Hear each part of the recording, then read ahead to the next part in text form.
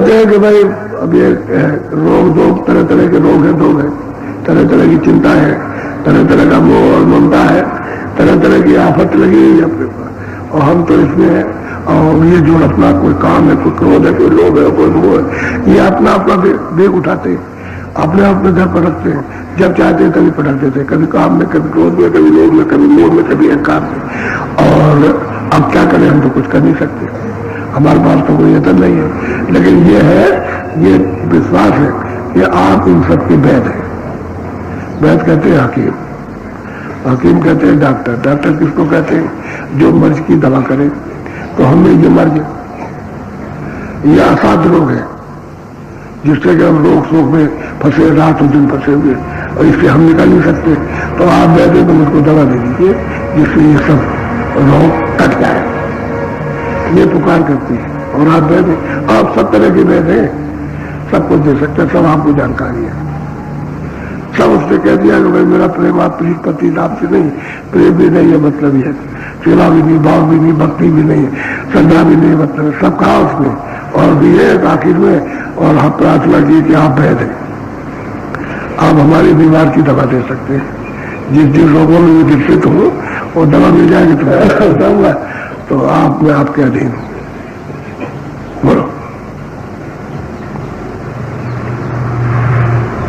संतना बिन कोई नाहे, सतगुरु बिन ठीक नाहे, कर्मा भरमा नीक नाहे, साध बिना सीख नाहे, यही भीख दी। अब इतनी बात कि भाई हम संसार में सब जगह भटके, हमको कोई सहारा नहीं मिला, सब जगह भटके, कहीं भी गए किसी जगह, लेकिन संतों के और सदगुरु के बगैर कोई है ही नहीं। अब यह है कि कहीं ठिकाना नहीं लगता, और यह अब विश्वास हुआ है कि शब्द के बगैर सूरत, नाम के बगैर घर नहीं जा सकते। तो जब उसको ये पता चला कि नाम से ही, शब्द से ही सूरत अपने घर में जाएगी, क्योंकि शब्द ही से रचना हुई है और शब्द ही सबका सृजनहार है, और वो अगर घाट पर मिल जाए तो ये मतलब है नाम को पकड़ के चल जाए। कहते हैं कि हम इसकी भीख मांग रहे हैं, हमको कोई राज नहीं, कोई पाठ नहीं, कोई धन नहीं, कोई दौलत नहीं, कोई बच्चे नहीं, कोई कच्चे नहीं, कुछ नहीं, हम तो नाम की भीख मांगते हैं कि शब्द की भीख दे दीजिए ताकि हम उसके साथ जुड़ जाए और घर में चढ़ जाए, और इन सब जालों से, मुसीबत से, इन तकलीफों से, जन्म मरण की व्याधियों की, इन संकटों से दूर हो जाए और सदा के लिए छुटकारा हो जाए। अब यह है कि वो तो छुटकारा, जब घर में पहुंचोगे तो सदा के लिए छुटकारा हो गया। वहां न कोई पाप है, न कोई पुण्य है, न वेद है, न पुराण है, न नीरज है, न व्रत है, न सत्य है, न वहां सत्य है, न वहां पाप है, न पुण्य है, न मनो शरीर है, न वहां 84 है, न जमीन है, न आसमान है, ये कुछ भी वहां नहीं है। ये कोई चीज आपको वहां नहीं मिलेगी, वो घर ऐसा निर्मल और पवित्र, वो अचल घर ऐसा, तो बाकी ये सब चला बात है। अब प्रार्थना करती है कि हाँ तो हमें बहुत ढूंढा, हमको कहीं नहीं मिला, और अब की बार आप बड़ी मुश्किल से भटक भटक के न नहीं पाए तो आपको मिल गए। तो हमारी कोई भीख नहीं है, बस हमारी भीख है कि हमको मतलब ये है कि नाम शब्द दे दीजिए, शब्द का निशान दे दीजिए। इतनी याचना रो करके प्रार्थना कर रही। बोलो। सुरते को चढ़ाओ आज, शब्द का दिखाओ साज, सहस कामल जाई भाज, देखो आकाश समाज, मन को तब हो इलाज, यही काज की। बस गुरु से प्रार्थना करती है कि भाई अब शब्द को जोड़ के चढ़ा दीजिए, तो जब चढ़ाइएगा तो आंख खुलेगी, कान खुलेंगे, दिखाई देगा, सुनाई देगा। तो ये मन का जो भूत जो है, ये काम क्रोध लोभ अहंकार उतर जाएगा। वो तो जैसे ही आंख खुली तैसे ये सब मूर्छित हुए। सुधा दृष्टि वही दो दल माई, आंखों के ऊपर में दो दल का कमल है, उसमें अमृत की वर्षा हो रही है। कहते जब आंख और कान खुलेंगे और जैसे उसकी वर्षा हुई तो गिरे, मूर्छित हुए, इनको भरोस नहीं रहेगा। ये उसी से ही मूर्छित होते, और किसी से किताब पढ़ने से या और कुछ करने से, पूजा करने से, नहाने से, ये किसी से उससे नहीं। जब शब्द मिलेगा उनको और उसमें से अमृत पीने को मिलेगा तो मूर्छित हो जाएंगे, बेहोश हो जाएंगे।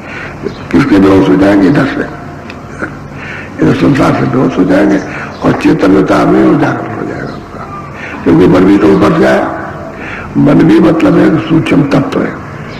मन तो कोई सूरत है नहीं है, और बुद्धि भी कोई सूरत नहीं है, यानी जीवात्मा नहीं है, और चित्त भी नहीं है जीवात्मा, अहंकार भी नहीं। ये वहां का चेतन तत्व है।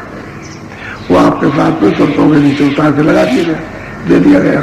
अब वो यहाँ पर उत्पाद करता है जड़ता में, तो क्या खोजता है कि आनंद मिल जाए, आनंद मिलेगा, सुख मिल जाए, शांति मिल जाए, तो सब चीज में ढूंढता है। गली में नहीं ढूंढेगा, जंगल में नहीं ढूंढेगा, क्योंकि घर के मारे बन गए तो सोचता है कि मन में बड़ा आनंद होगा, तो वहां कोई नहीं होगा। कोई जगह जंगल की तो बन गया वहां, और फिर वहां जब देखा कि यहाँ कुछ नहीं है तो बन के मारे फिर वापिस लौटा कि यहाँ तो कुछ नहीं मिला। सोचा था कि यहाँ शांति और यहाँ आनंद मिल जाएगा, तो कुछ नहीं जंगल में। तो फिर जंगल में वापस आया, फिर गिरह में आ गया, तो गिरह और जंगल अब वो तो दोनों तरफ वापस है। असली बात तो ये है, इसमें फंस गया ये। अब वो भीख मांगती है कि ऐसी दया ऐसी कृपा करो कि शब्द को सूरत के साथ जोड़ो, और ऊपर में जब चढ़े तो 2 दल कमल में जाएंगे तो उसको अमृत मिलेगा, बस ये चिल जाएगा। इस संसार से बिल्कुल उसी आनंद को तो चाहते ही था कि हमारा सच्चा आनंद मिले, उसकी भटकती करो, यहाँ नहीं मिलता है। इस गरीब में राज करेंगे तो राज्य में चक्रवर्ती राजा हो जाएंगे और सब साधन सामान मिलेगा, वहां भी गया कुछ नहीं। तुम रोज हमारी बात पर बैठो, 10 दिन चलते रहो, आप मुझ जाओगे, कहो या हम नहीं जाएगा, बहुत तकलीफ होती है। आप वहां देखिए, पहले तो ये सोचता है जो नहीं चला के बड़ा आराम मिलता होगा, बहुत आराम मिलेगा। जिसके पास गाड़ी नहीं चले आराम मिला, गाड़ी में गुजारा, उसको चढ़ के देख लिया, उसने कहा क्या होगा, हम लोग बहुत दुखी, सब हमारा बदन दुखी होता और सो नहीं पाते और ये नहीं करते, तो उसको मुझसे कहना, क्योंकि वो आनंद खोजता है। फिर महल में जाएगा, वो बड़े चमकीले चमके में, यहाँ देखा वहां भी कुछ नहीं, वहां भी उसको कुछ नहीं मिला। परिवार में आया, परिवार में कुछ नहीं है, जहां जाता वहां ढूंढता है। मन ने अपना आनंद खो दिया, सूरत तो इसके बस हो गई। अभी चारों खेल करके बैठे हुए यहाँ पर, सूरत के चारों तरफ बैठे, मन बुद्धि चित्त आगे के बैठे। अब वो भी धार से उतर गए, उनको भी आधार अपना छूट गया, सूरत को भी छूट गया। अगर शब्द का आधार रहता दोनों को तो वो भी आनंद लेता, सूरत भी आनंद लेती, तो सूरत आनंद लेकर के बर्बाद हो जाती। तब ये मन कुछ नहीं कर सकता। जब तक 2 कमल में बैठ करके वो रस नहीं पिएगा अमृत, तब तक सूरत को भी ताकत नहीं मिलेगी, मन को भी नहीं मिलेगी। और जैसे ही मतलब उसने उस अमृत को पिया तो वो बल आया सूरत को, फिर मन के ऊपर हावी हो जाती, फिर मन नहीं जा सकता, ये बेकार हो। तो कहते हैं ऐसी दया कृपा करो कि शब्द का निशान दो, जोड़ो, और जोड़ करके आप चढ़ा के ले चलो। ये वो भीख मांग रही कि अब चढ़ाइए, ताकि आँख खुल जाए, कान खुले, और देखती चले चलती चले। और ये कौन करेगा, तो ये आएगा, जो गुरु आएगा वहां से, जो सब जानता है, जो उसको पा चुका है, वो करेगा। अब वो तो कभी आता नहीं है, जो सतलोक में बैठा वो तो वहीं रहेगा। वो तो जो संत भेजे जाते हैं वहां से, कोई संत होते हैं जो वहां पहुंच जाते हैं, वो उन्हीं को संत कहते हैं और किसी को नहीं उन्हीं को कहते हैं। नाम तो आप किसी का भी संत रख लीजिए, वो तो आपकी शब्द है, लेकिन संत उसको कहते हैं जो वहां पहुंचा, अपने घर में, अपने सत्य देश में, सतलोक में, सतपुरुष के पास, वहां उनका संतों का दरबार लगता। तो कहते हैं कि आप समर्थ हो, आप वीर हो, आप सबको जानते हो, ये हमारी भीख है। अब आप दया कर दीजिए कि सूरत को शब्द के साथ कर जोड़ करके चढ़ा ले चलिए। ये नहीं हम चढ़ जाएंगे, वो नहीं, चढ़ाइए आप ही दया कीजिए, आप सब कर सकते हैं, क्योंकि आप समर्थ हैं, आप मतलब ले जाएंगे। बोलो।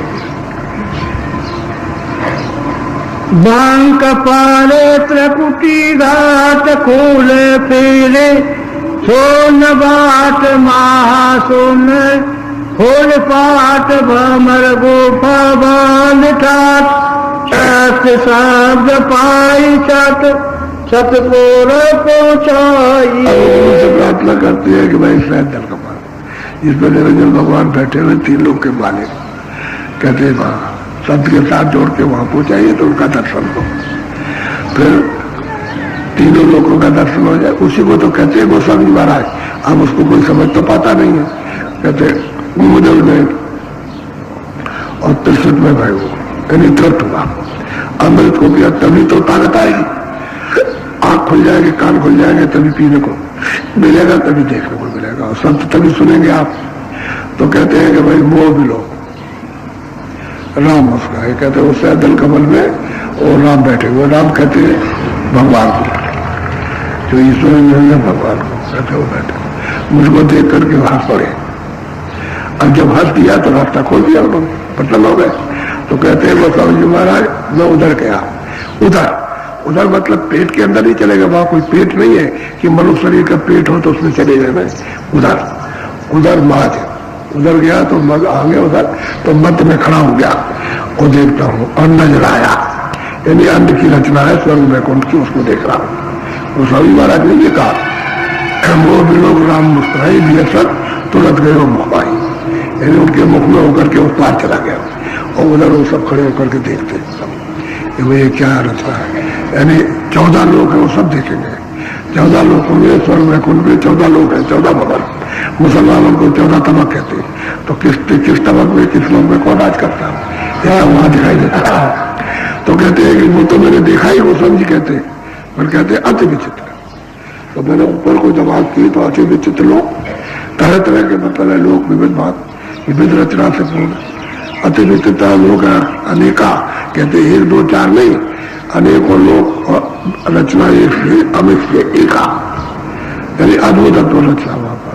तो जब पुलिस कहते हैं कि भाई आप उधर ले चलिए, जो लोग कमल में उसके ऊपर ले चाहिए तो उसका दर्शन हो 3 लोग के मालिक का भगवान का, उनको राम कहते हैं, उसके ऊपर चढ़ा दीजिए।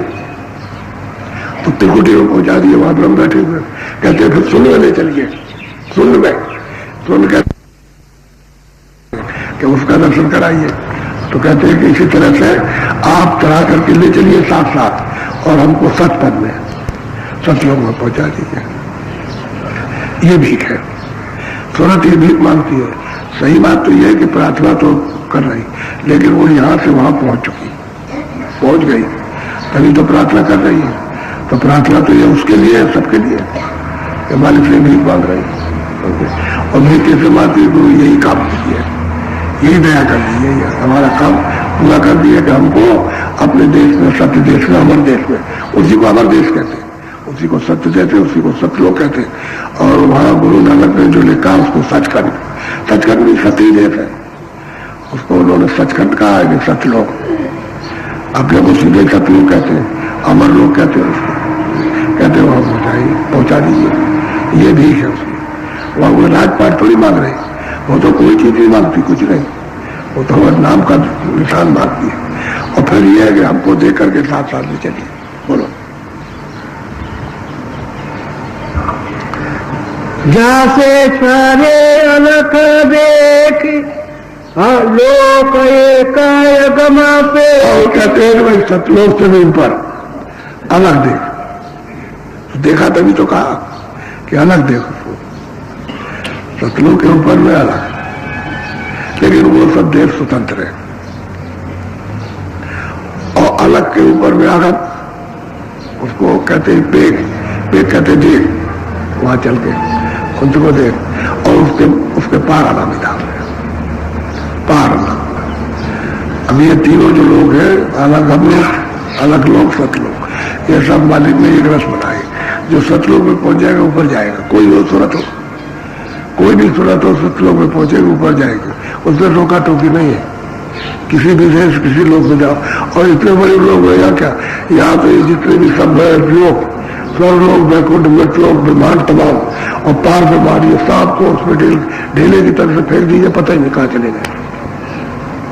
तो इतने बड़े देश भाई, जीवात्माओं की जमीन तो ऊपर रहने की, आपके तो ये मिट्टी का पोतले की जमीन है, जल जमीन है ये, जो जल पृथ्वी अग्नि वायु आकाश की जमीन ये, और जीवात्माओं की चेतन जमीन तो तभी तो जीवात्मा वहां रहती है, तो हमारा जल है। अब कहते हैं ऐसे करो आप कीजिए दया करके, और वहां दिखाते चलिए और वहां पहुंचा दीजिए। अब ये पहुंच गई